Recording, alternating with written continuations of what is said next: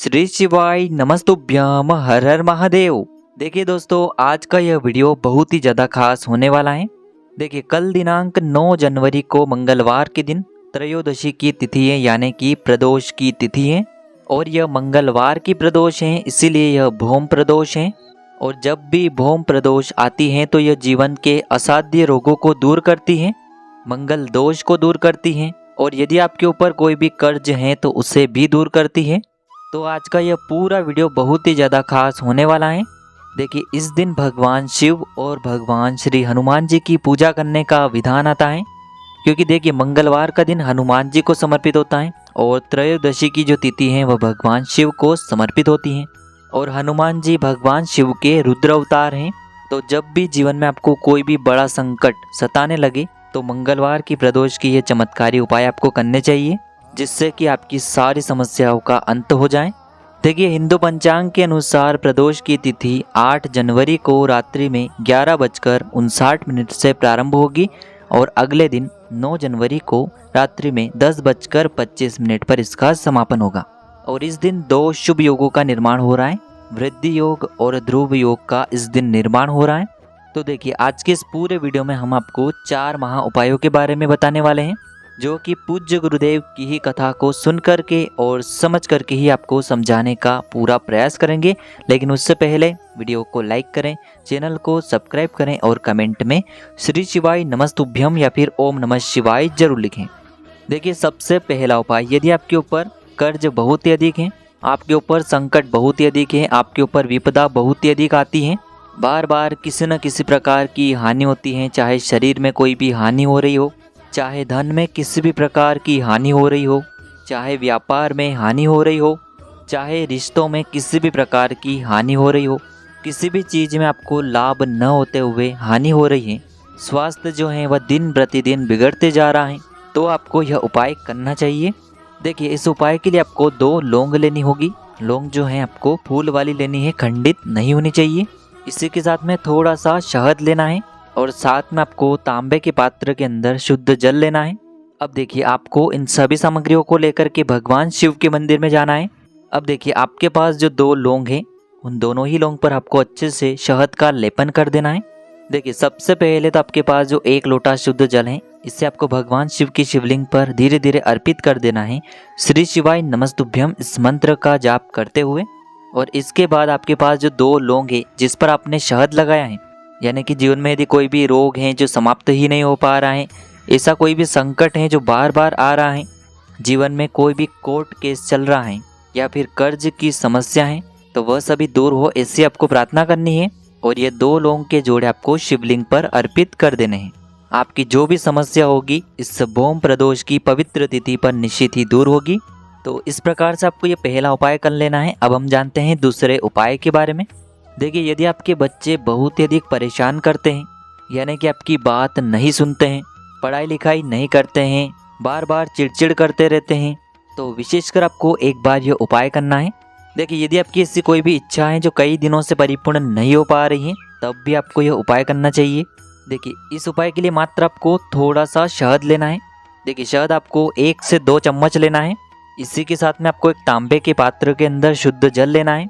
देखिए, यह जो उपाय है विशेषकर आपको प्रदोष की तिथि पर करना है और प्रदोष काल के समय में करना है। प्रदोष काल का समय सूर्यास्त से 45 मिनट पहले शुरू हो जाता है और सूर्यास्त के 45 मिनट बाद तक रहता है। तो इस समय में भी आप ये उपाय कर सकते हैं। अब देखिए, इन दोनों ही सामग्रियों को आपको भगवान शिव के मंदिर में लेकर के पहुंच जाना है। अब सबसे पहले तो आप जो शहद लेकर के आए हैं उसका लेपन आपको शिवलिंग के ऊपर करना है, यानी कि शिवलिंग पर आपको अच्छे से शहद का लेपन कर देना है। अब देखिए, शहद का लेपन करने के बाद त्रिपुंड की जो 3 उंगलियां होती हैं, यानी कि सीधे हाथ की जो बीच की 3 उंगलियां होती हैं, तो यह तीनों ही उंगलियां आपको शिवलिंग पर रखनी है और जो आपने शहद का लेपन किया है उस पर आपको ओम का निर्माण कर देना है। यानी कि जो त्रिपुंड वाली उंगलियां हैं उनसे आपको शिवलिंग पर ओम का निर्माण करना है। अब थोड़ा सा शहद आपको शिवलिंग से निकालना है और इसे एक कटोरी में आपको रख लेना है। जब भी आप त्रिपुंड से ओम का निर्माण करेंगे, तब जो भी आपकी मनोकामना है, चाहे आप अपने लिए ये उपाय कर रहे हैं, तो उन्हें परिपूर्ण करने के लिए आपको महादेव से प्रार्थना करनी है। या फिर यदि आप अपने बच्चों के लिए कर रहे हैं तो आपको प्रार्थना करनी है कि यह जो मेरा बच्चा है बहुत ज़्यादा परेशान करता है, पढ़ाई लिखाई नहीं करता है, तो आपकी कृपा से इससे सद्बुद्धि प्राप्त हो, ऐसी कामना करते हुए आपको ओम का निर्माण करना है।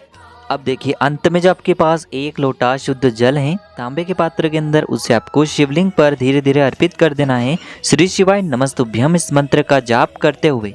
अब देखिए आपने जो शहद निकाला था, यदि यह उपाय आपने अपने स्वयं के लिए किया है तो आपके मस्तक पर आपको इस शहद की एक बिंदी लगा लेनी है। और यदि यह उपाय आपने अपने बच्चों के लिए किया है तो उनके मस्तक पर आपको एक बिंदी लगा देनी है। या फिर यदि आपने अपने पति के लिए किया है, पति आपकी बात नहीं सुनते हैं, तो उनके मस्तक पर आपको एक बिंदी लगा देनी है शहद की। तो बहुत ही प्यारा सा उपाय है। एक बार इस उपाय को इस भौम प्रदोष पर अवश्य करके देखें, आपके जीवन की सारी परेशानियां दूर हो जाएगी। तो इस प्रकार से आपको ये दूसरा उपाय करना है। अब हम जानते हैं तीसरे उपाय के बारे में।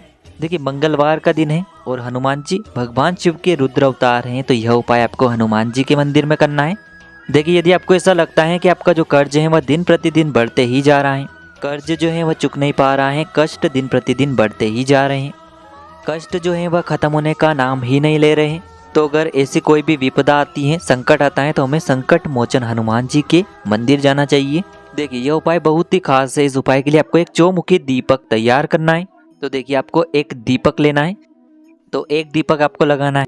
दीपक के अंदर आप 4 बातियों का प्रयोग कर सकते हैं। बाती आप मोली वाले धागे की भी बना सकते हैं, रुई की भी बना सकते हैं। देखिए बाती यदि मोली के लगाते हैं तो सर्वोत्तम होता है। अब देखिए इस दीपक के अंदर या तो आपको चमेली का तेल भरना है या फिर सरसों का तेल भरना है। देखिए इसी दीपक के साथ में आपको एक लौंग लेनी है और इन सभी सामग्रियों को लेकर के आपको हनुमान जी के मंदिर में पहुंच जाना है। देखिए मंदिर पहुंचने के बाद सबसे पहले तो आपको हनुमान जी के सामने ये जो चौमुखी दीपक है इसकी चारों बातियों को आपको प्रज्वलित कर देना है और आपको एक बार हनुमान चालीसा का पाठ करना है और हो सके तो आपको एक बार ऋण मोचक मंगल स्तोत्र का पाठ करना है और आपको प्रार्थना करनी है कि जीवन के जो भी संकट हैं, जीवन में जो भी कर्ज की समस्या हैं वह सभी समाप्त हो। और अंत में जो आपके पास एक लौंग है इसे आपको इस जलते हुए दीपक के अंदर डाल देनी है। बस इतना सा उपाय आपको करना है। आपके जीवन का जो भी कर्ज है उसका आपको स्मरण करना है और आपको हनुमान जी से प्रार्थना करनी है, वह आपके जीवन के सारे संकट निश्चित ही दूर करेंगे, क्योंकि सबसे जागरूक देव हनुमान जी हैं। इस प्रकार से आपको ये तीसरा उपाय करना है। अब हम जान लेते हैं चौथे विशेष और अंतिम उपाय के बारे में। देखिए यदि आपके शादी विवाह में किसी भी प्रकार की समस्या आ रही है, यदि आपका जो कर्ज है वह दिन प्रतिदिन बढ़ते ही जा रहा है, तो आपको यह उपाय करना चाहिए। कोई भी समस्या है तो उसे दूर करने के लिए आपको यह उपाय करना चाहिए। मंगल दोष से जुड़ी समस्याओं को दूर करने के लिए आप इस उपाय को कर सकते हैं। देखिए इस उपाय के लिए आपको एक तांबे के पात्र के अंदर शुद्ध जल लेना है और इसी के साथ में आपको एक चुटकी लाल चंदन लेना है। अब देखिए इस पात्र के अंदर सबसे पहले तो आपके पास जो एक चुटकी लाल चंदन है उसे आपको उस पात्र के अंदर डाल देना है और आपको लाल चंदन से युक्त जल तैयार कर लेना है। अब इस पात्र को सीधे लेकर के आपको पहुंचना है भगवान शिव के मंदिर में। देखिए यह जो उपाय है आप सुबह से लेकर के शाम तक किसी भी समय में कर सकते हैं। प्रदोष काल के समय में भी आप इस उपाय को कर सकते हैं। देखिए प्रदोष काल के समय कई मंदिरों में शिवलिंग का श्रृंगार हो जाता है, तो इस उपाय को आप शाम के समय भी कर सकते हैं। अब देखिए ये जो लाल चंदन से युक्त जल है इससे आपको भगवान शिव के शिवलिंग पर मंगलेश्वर महादेव का स्मरण करते हुए पूरा जल भगवान शिव के शिवलिंग पर अर्पित कर देना है। अगर आपके ऊपर कर्ज की समस्या है तो आपको ऋण मुक्तेश्वर महादेव का स्मरण करते हुए ये जल समर्पित कर देना है। तो देखिए इस प्रकार से आज के इस वीडियो में हमने आपको मंगलवार की प्रदोष यानी कि भौम प्रदोष पर किए जाने वाले 4 महा उपाय बताए हैं। जो भी आपके लिए उचित हैं उसे आप कर सकते हैं। यदि आपको उपाय से जुड़ा किसी भी प्रकार का सवाल है तो कमेंट में पूछ सकते हैं। उपाय को करते समय किसी भी प्रकार की गलतियां न करें। श्री शिवाय नमस्तुभ्यम। हर हर महादेव।